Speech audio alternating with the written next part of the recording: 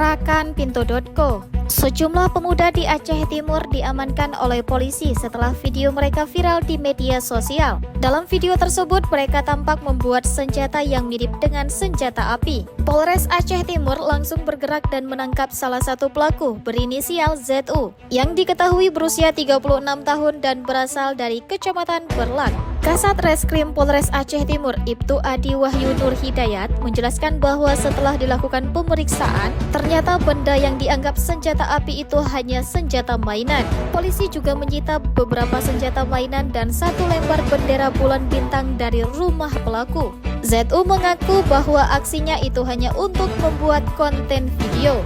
Atas kejadian ini, polisi mengimbau masyarakat untuk tidak merasa khawatir dengan video yang beredar. ZU juga sudah mengakui kesalahannya dengan meminta maaf kepada masyarakat karena tindakannya telah menimbulkan ketakutan.